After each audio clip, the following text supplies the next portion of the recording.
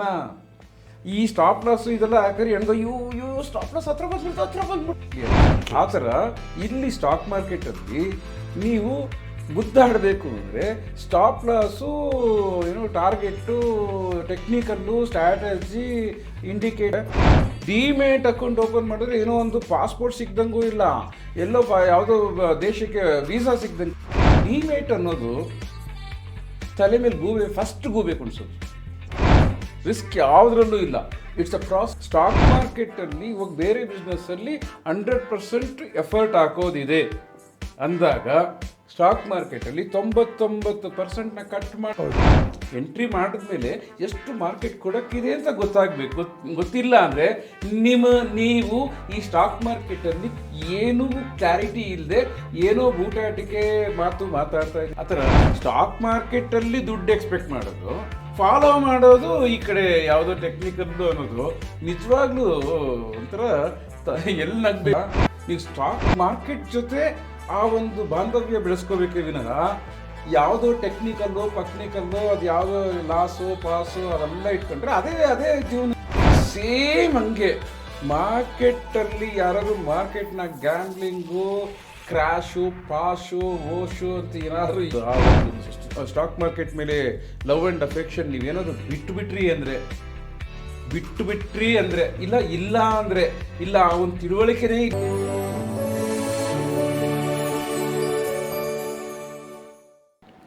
Sir, ಈಗ ಹಂಗಿದ್ರೆ ನೀವು ನಿಮ್ಮ ಮೆಂಬರ್ಸ್ ಎಲ್ಲ ಸ್ಟಾಕ್ ಮಾರ್ಕೆಟಲ್ಲಿ ಮುದ್ದಾಡ್ಕೊಂಡಿದ್ದೀರಾ? ಹೌದು ಸರ್. ಮತ್ತೆ ಬಟ್ ಇಲ್ಲಿ ಒಂದು ಕ್ವಶನ್ ನಂಗೆ ಅರೈಸ್ ಆಗುತ್ತೆ ಸರ್. ಏನು ಅಂದರೆ, ಈಗ ಯಾವುದೇ ಒಂದು ಬಿಸ್ನೆಸ್ ತೊಗೊಂಡ್ರು ರಿಸ್ಕ್ ಅನ್ನೋದು ಒಂದು ಇದ್ದೇ ಇರುತ್ತೆ. ಓಕೆ.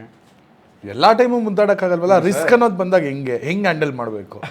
ನೋಡಿ, ರಿಸ್ಕ್ ಅಂದರೆ ಏನಾಗುತ್ತೆ, ಇದು ರಿಸ್ಕ್ ಅನ್ನೋದು ಬಂದು ಇಂಗ್ಲೀಷ್ ಪದ. ಹೌದು, ಕರೆಕ್ಟಾ?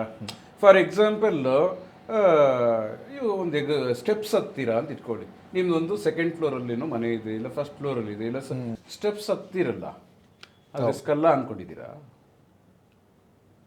ನೀವು ಮನೆಗೆ ಹೋಗ್ತಾ ಇದ್ದೀರಾ, ಬಿಸ್ನೆಸ್ನ ಬಿಟ್ಬಿಡಿ, ನೀವು ಮನೆಗೆ ಹೋಗ್ತಾ ಇದ್ದೀರಾ, ಸ್ಟೆಪ್ಸ್ ಹತ್ತಿರಲ್ಲ, ರಿಸ್ಕ್ ಅಲ್ವಾ?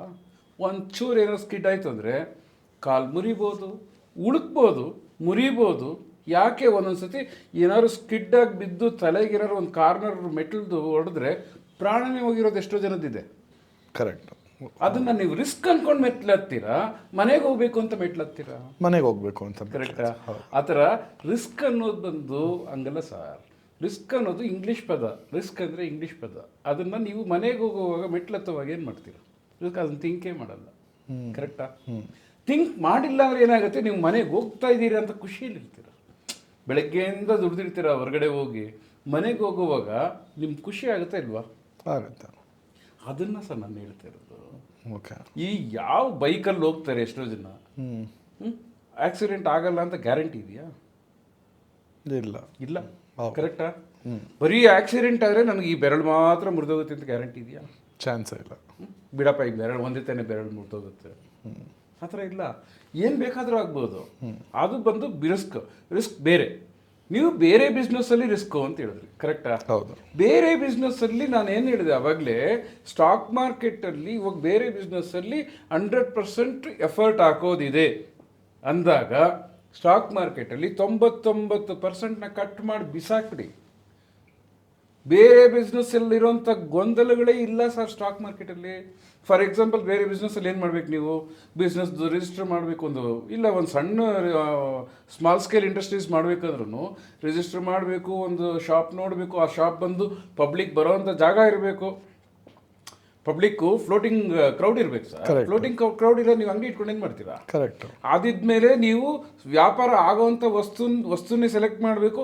ವಸ್ತು ಆದಮೇಲೆ ಎಲ್ಲರಿಗೂ ಪ್ರಚಾರ ಮಾಡಬೇಕು. ಪ್ರಚಾರ ಮಾಡೋದಕ್ಕೆ ಅಡ್ವರ್ಟೈಸ್ಮೆಂಟ್ ಮಾಡಬೇಕು. ಅಡ್ವರ್ಟೈಸ್ಮೆಂಟ್ ಮಾಡಿಬಿಟ್ಟು ನೀವು ಕೂತ್ಕೋಬೇಕು, ಕಾಯಬೇಕು, ಬರ್ತಾರಾ ಯಾರಾದರೂ ಬೈ ಮಾಡೋಕ್ಕೆ. ಕರೆಕ್ಟಾ? ಹೌದು. ಸಿಂಪಲ್ ಆಗಿ ಸಾಕು ಅನ್ಸುತ್ತೆ. ಸೊ ಸ್ಟಾಕ್ ಮಾರ್ಕೆಟಲ್ಲಿ ನೀವೇನೋ ಸೆಲ್ ಮಾಡ್ತೀರಾ, ಇಲ್ಲ ಬೈ ಮಾಡ್ತೀರಾ ಅಂದರೆ ನೀವು ಕಾಯ್ತೀರಾ, ಅಡ್ವರ್ಟೈಸ್ಮೆಂಟ್ ಕೊಡ್ತೀರಾ, ಕಾಯ್ತೀರಾ, ಇಲ್ಲ ಅಂಗಡಿ ಮಾಡ್ತೀರಾ, ಇಲ್ಲ ಅಂಗಡಿ ROC ರಿಜಿಸ್ಟರ್ ಆಫ್ ಕಂಪನೀಸಲ್ಲಿ ರಿಜಿಸ್ಟರ್ ಮಾಡಿದ್ರೆ, ಸ್ಮಾಲ್ ಸ್ಕೇಲ್ ಇಂಡಸ್ಟ್ರೀಸಲ್ಲಿ ರಿಜಿಸ್ಟರ್ ಮಾಡ್ತೀರಾ? ಕಾಯ್ತೀನಿ. ಎಲ್ಲಿ? ಸ್ಟಾಕ್ ಮಾರ್ಕೆಟಲ್ಲಿ ಕಾಯ್ತೀರಾ?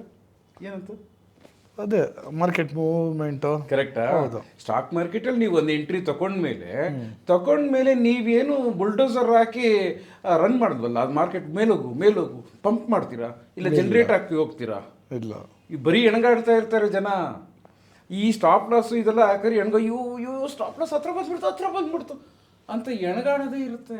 ಅಯ್ಯೋ ಟಾರ್ಗೆಟ್ ರೀಚ್ ಆಗೋಯ್ತು, ಅಯ್ಯೋ ಟಾರ್ಗೆಟ್ ರೀಚ್ ಹಂಗೆ ಮೂವ್ ಆಗೋಯ್ತಲ್ಲ, ಇಷ್ಟು ಬಂದ್ಬಿಡ್ತಿತ್ತಲ್ಲ ಪಾಯಿಂಟ್ಸು, ಇಷ್ಟು ಲಾಭ ಒಂದೇ ಈ ಎಂಟ್ರಿಲೇ ಬಂದ್ಬಿಡ್ತಿತ್ತಲ್ಲ ಅಂತ ಆಮೇಲೆ ಎಣಗಾಡ್ತಾರೆ. ಈ ಕಡೆ ಸ್ಟಾಪ್ ಲಾಸ್ ಅಯ್ಯೋ ಹತ್ರ ಬಂದ್ಬಿಡ್ತು, ಕೆಳಗೆ ಬರ್ತಾ ಹಿಟ್ಟಾಗ್ಬಿಡುತ್ತೆ, ಸ್ಟಾಪ್ ಲಾಸ್ ಆಗೋಯ್ತು ಅಂತ ಎಣಗಾಡ್ತಾ ಇರೋದು. ಇದು ಯಾವ ಗೋಳು ಸರ್, ಯಾವ ಗೊಂದಲ ಸರ್? ಕರೆಕ್ಟಾ? ಕರೆಕ್ಟ್. ನಿಮ್ಗೆ ಅರ್ಥ ಆಯ್ತು ಅನ್ಸುತ್ತೆ. ಸ್ಟಾಕ್ ಮಾರ್ಕೆಟಲ್ಲಿ ರಿಸ್ಕ್ ತಗೋಬೇಕು ಅಂತ ನೀವು ಹೇಳಿದ್ರಲ್ಲ, ಬೇರೆ ಬಿಸ್ನೆಸ್ಸಲ್ಲಿ ತಗೋಬೇಕು. ಏನಕ್ಕೆ ಅಂದರೆ ಲಕ್ಷಾಂತರ ರೂಪಾಯಿ ಅಡ್ವಾನ್ಸ್ ಕೊಡಬೇಕು. ಒಂದು ಸಿಟಿಲಿ ಏನಾದ್ರು ನೀವು ಅಂಗಡಿ ಮಾಡ್ಬೇಕಾದ್ರೆ ಲ್ಯಾಕ್ಸಲ್ಲಿ ಅಡ್ವಾನ್ಸ್ ಕೊಡಬೇಕು, ಅದಕ್ಕೆ ರೆಂಟ್ ಕೊಡಬೇಕು, ಎಲೆಕ್ಟ್ರಿಸಿಟಿ ಬಿಲ್ ಕೊಡಬೇಕು, ಬೇರೆ ಏನೇನು ಇನ್ನೂ ಪ್ರಾಸೆಸ್ ಇದೆಯೆಲ್ಲ ಮಾಡಬೇಕು, ಸ್ಟಾಫ್ನ ಇಟ್ಟರೆ ಅವ್ರಿಗೆ ಸ್ಯಾಲ್ರಿ ಕೊಡಬೇಕು. ಅದಕ್ಕೆಲ್ಲನೂ ನಿಮಗೆ ಬೈಯರ್ಸು ಬಂದು ಬೈ ಮಾಡಿ ನಿಮ್ಗೆ ಲಾಭ ಬಂದು ಆಮೇಲೆ ಇದೆಲ್ಲ ನೋಡಿದ ಮೇಲೆ ಅದ್ರ ಜೊತೆಯಲ್ಲಿ ಟ್ಯಾಕ್ಸ್ ಎಲ್ಲ ಕಳೆದ ಮೇಲೆ ನಿಮಗೆ ಸಿಗೋದು ಲಾಭ. ಆ ಒಂದು ಬಿಸ್ನೆಸ್ ಪ್ರಾಸೆಸ್ಸಲ್ಲಿ ಅದನ್ನು ರಿಸ್ಕ್ ಅಂತ ಎಲ್ಲರೂ ಯೂಸ್ ಮಾಡಿ, ರಿಸ್ಕ್ ಇಲ್ಲದೆ ಬಿಸ್ನೆಸ್ ಆಗಲ್ಲ ಅಂತ ಯೂಸ್ ಮಾಡಿಬಿಟ್ಟಿದ್ದಾರೆ. ಅದು ಕರೆಕ್ಟ್ ಇದೆ, ಅದನ್ನು ರಿಸ್ಕ್ ಅಂದ್ಕೊಂಡಿದ್ದಾರೆ. ಅದು ರಿಸ್ಕ್ ಅಲ್ಲ, ಪ್ರಾಸೆಸ್. ಅದು ರಿಸ್ಕ್ ಯಾವುದ್ರಲ್ಲೂ ಇಲ್ಲ, ಇಟ್ಸ್ ಅ ಪ್ರಾಸೆಸ್. ನೀವು ಮೆಟ್ಲತ್ತಿ ಮನೆಗೆ ಹೋಗೋದು ಬಂದು process, it is not a risk. Correct. ಅದ್ರಲ್ಲಿ ರಿಸ್ಕ್ ಇಲ್ಲ ಅಂತ ಹೆಂಗೆ ಹೆಂಗೆ ಹೇಳ್ತೀರಾ? ಇಲ್ಲ, ಇದೆ, ರಿಸ್ಕ್ ಇದ್ದೇ ಇದೆ. ಹೌದು. ಮೆಟ್ಲತ್ತದಕ್ಕೂ ರಿಸ್ಕ್ ಇದೆ. ಅಂದರೆ ಮಿಸ್ ಆಗಿ ಬಿದ್ದರೆ, ಜಾಗೃತಿ ಇಲ್ಲ ಅಂದರೆ, ಕರೆಕ್ಟಾ? ಹೌದಾ ಇಲ್ವಾ? ಸೊ ಸ್ಟಾಕ್ ಮಾರ್ಕೆಟಲ್ಲಿ ನೀವು ಮೆಟ್ಲತ್ತಿದ್ರೆ ಜಾರದೇ ಇಲ್ಲ, ಸುಮ್ಮನೆ ಕೂತಿರ್ತೀರ. ಸ್ಟಾಕ್ ಮಾರ್ಕೆಟಲ್ಲಿ ಒಂದು ಎಂಟ್ರಿ ಆದಮೇಲೆ ನೀವು ಹಿಂಗೆ ನೋಡೋದು ಬಿಟ್ಟು ಬೇರೆ ಏನು ಕೆಲಸ ಇಲ್ಲ ಸರ್. ಅಯ್ಯೋ ನಾನು ಸೆಲ್ ಮಾಡಬೇಕು, ಯಾರು ಬರ್ತಾರಾ ಅಂತ ಆ್ಯಡ್ ಕೊಟ್ಬಿಟ್ಟು ಕಾಯ್ತಾ ಇರ್ತೀರ ಸೆಲ್ ಮಾಡೋದಕ್ಕೆ. ಇಲ್ಲ ಹಂಗಂದರೆ 99% ಬೇರೆ ಎಂಥ ಬಿಸ್ನೆಸ್ ಆಗಲಿ, ಯಾವ್ದಾನಿ ಎಲ್ಲ ಮಾತಾಡಿದ್ವಿ, ಅವ್ರಿಗೆಲ್ಲ 99% ಆ್ಯಡ್ ಆನ್ ಆಗಿ ರಿಸ್ಕ್ ಇರುತ್ತೆ ಬಿಸ್ನೆಸ್ಸಲ್ಲಿ. ಇಲ್ಲಿ ಏನೂ ಇಲ್ಲ. ರಿಸ್ಕ್ ಅನ್ನೋದಕ್ಕಿಂತ ಹೆವಿ ಪ್ರಾಸೆಸ್. ರಿಸ್ಕ್ ಅನ್ನೋ ವರ್ಡೇ ರಾಂಗ್ ವರ್ಡ್ ಸರ್. ಆ ಪ್ರಾಸೆಸ್ಗೆ ಬೇರೆ ಬಿಸ್ನೆಸ್ಸಲ್ಲಿರುತ್ತೆ, ಸ್ಟಾಕ್ ಮಾರ್ಕೆಟಲ್ಲಿ ಇಲ್ಲ. ಒಂದು ಬ್ಯಾಂಕ್ ಅಕೌಂಟ್ ಓಪನ್ ಮಾಡ್ತಿರಲ್ಲ, ಒಂದು ಪ್ಯಾನ್ ಕಾರ್ಡು, ಒಂದು ಆಧಾರ್ ಕಾರ್ಡ್ ಕೊಟ್ಬಿಟ್ಟು, ಒಂದೆರಡು ಫೋಟೋ ಕೊಟ್ಬಿಟ್ಟು, ಒಂದು 4 ಸಿಗ್ನೇಚರ್ ಮಾಡಿಬಿಟ್ಟು ಬ್ಯಾಂಕ್ ಅಕೌಂಟ್ ಓಪನ್ ಮಾಡ್ತಿರಲ್ಲ, ಅಷ್ಟೇ ಕೆಲಸ ಇರೋದು. ಇಲ್ಲಿ ನೀವು ಒಂದು ಸ್ಟಾಕ್ ಟ್ರೇಡರು, ಸ್ಟಾಕ್ ಇನ್ವೆಸ್ಟರು ಆಗೋದಕ್ಕೆ. ಅರ್ಥ ಆಯ್ತಲ್ಲ? ಅದಾದಮೇಲೆ ನಿಮ್ಮದೇ ರಾಜ್ಯ. ಯಾವ ಮೆಟ್ಲು ಹತ್ತೋದು ಇಲ್ಲ, ಮನೇಲಿ ಸುಮ್ಮನೆ ಕೂತ್ಕೊಂಡು ಮಾಡ್ಬೋದು. ಒಂದೇ ಒಂದು ಸ್ಮಾಲ್ ಹೇಳಿ ಸರ್. ಅಂದರೆ ಈಗ ಡಿಮ್ಯಾಟು ಅಕೌಂಟ್ ಅಂತೆಲ್ಲ ಮಾಡಿಸ್ತಾರೆ, ಅವೆಲ್ಲ ವೇಸ್ಟು, ಏನೂ ಬೇಕಾಗಿಲ್ಲ ಸ್ಟಾಕ್ ಮಾರ್ಕೆಟ್ಗೆ. ಅದೇ ಅಕೌಂಟ್ ಮಾಡೋದಕ್ಕೇ ಹೇಳಿದ್ದು.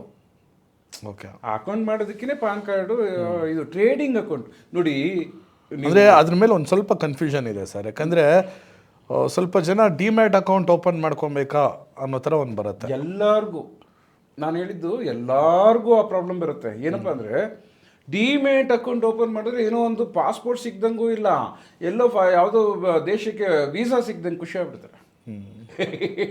ಡಿಮ್ಯಾಟ್ ಅಕೌಂಟಿಗೂ ಟ್ರೇಡಿಂಗು ಸಂಬಂಧ ಇಲ್ಲ. ಓಕೆ, ಟ್ರೇಡಿಂಗ್ ಅಕೌಂಟ್ ಇದೆ. ಒಂದು ಬ್ರೋಕರ್ ಹತ್ರ ಟ್ರೇಡಿಂಗ್ ಅಕೌಂಟ್ ಮಾಡಿ ಅದರಲ್ಲಿ ಟ್ರೇಡ್ ಮಾಡಬೇಕು.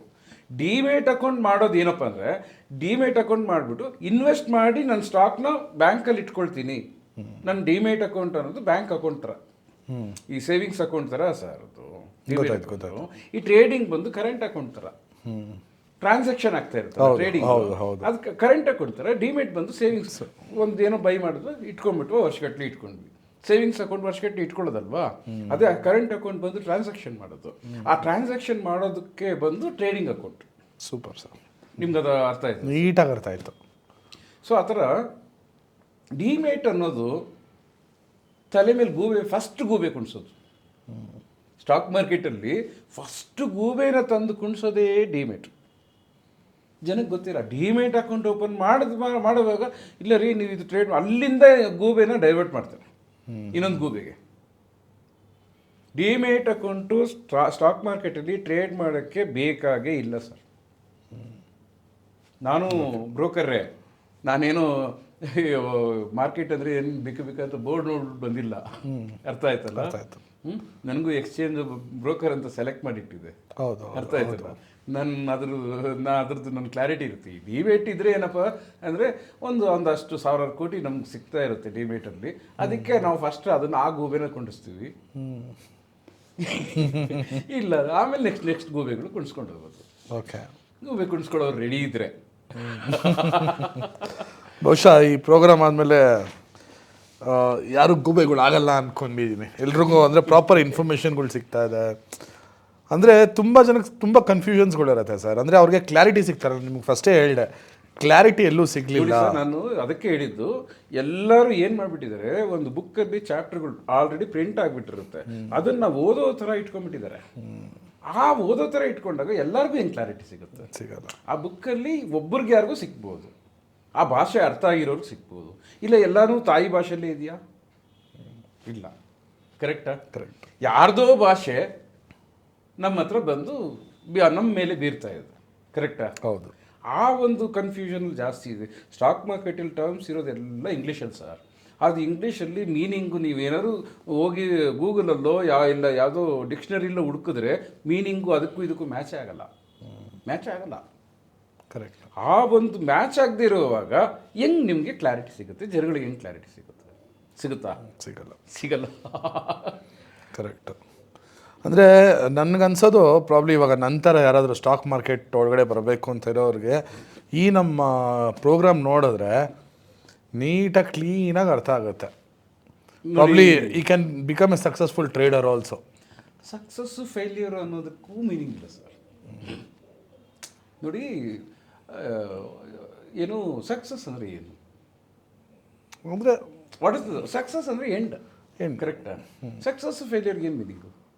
ಫೇಲ್ಯೂರ್ ಅಂದರೆ ಕೀಪ್ ಟ್ರೈಯಿಂಗ್ ಅಗೇನ್ ಅಂತ ಅಲ್ವಾ? ಅದು ಅಗೇನ್ ಒಂದು ಸ್ಲೋಗನ್ ಥರನೇ. ನೋಡಿ, ಸಕ್ಸಸ್ ಅಂದರೆ ಇವತ್ತು ನಾನು ಇದ್ದೀನಿ ಅಂದರೆ ಇವತ್ತಿಗಿಂತ ಬೆಟರ್ ಸ್ಟೇಜಲ್ಲಿ ಹೋಗೋದನ್ನ ಬೇಕಾದ್ರೆ ಯಾವ ಪದ ಬೇಕಾದ್ರೆ ಯೂಸ್ ಮಾಡಿ ತಗೋಬೋದು. ಸಕ್ಸಸ್ಸು ಫೇಲ್ಯೂರು ಇದೆಲ್ಲ ಇಲ್ಲ. ನಾವೇನು ಪ್ರೋಗ್ರೆಸ್ ಮಾಡಿರ್ತೀವಿ ಅದೇ. ಇವತ್ತಿಗಿಂತ ನಾನು ನಾಳೆ ಚೆನ್ನಾಗಿದ್ದೀನಾ? ಇವತ್ತು ನನಗೆ 1 ಲಕ್ಷ ವರಮಾನ ಇದೆ, ನಾಳೆಗೆ 1.5 ಲಕ್ಷ ವರಮಾನ ಇದೆಯಾ?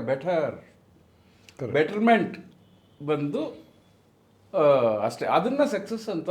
ಆ ಬೆಟರ್ಮೆಂಟ್ಗೆ ಹೋಗದೇ ಇರೋರು ನೋಡೋದು ಸಕ್ಸಸ್ ಅನ್ನೋದು. ಅರ್ಥ ಆಯ್ತು.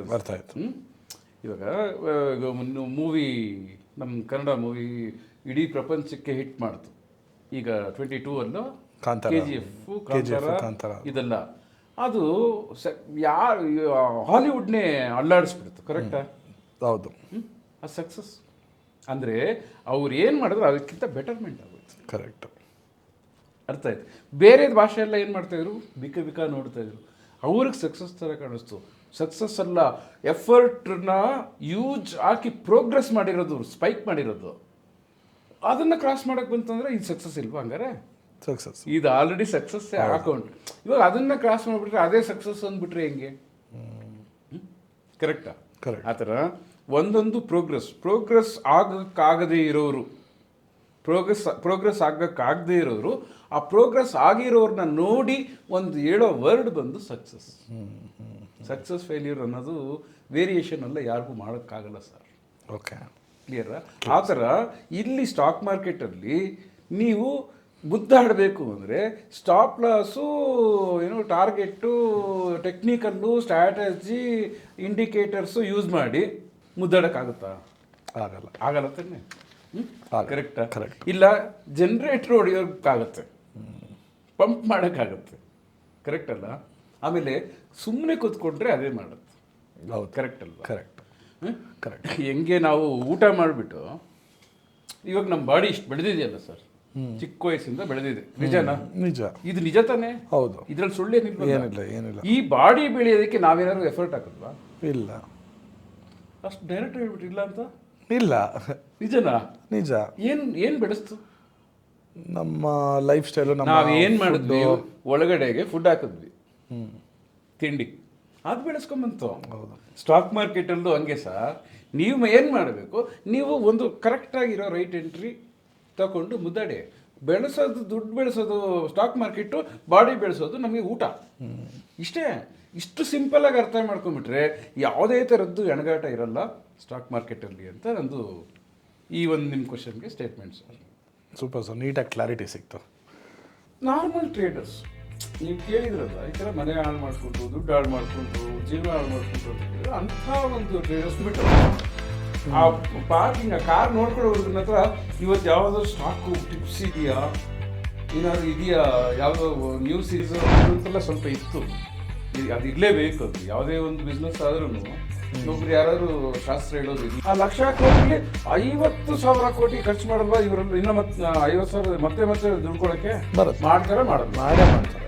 ಅದೇ ಏನಂದ್ರೆ ಟಾರ್ಗೆಟ್ಟು ಮತ್ತೆ ಇನ್ನೊಂದು ರಿಸ್ಕ್ ಮ್ಯಾನೇಜ್ಮೆಂಟ್ ಇದು ಬಂದು ಇದ್ದೇ ಇರುತ್ತೆ.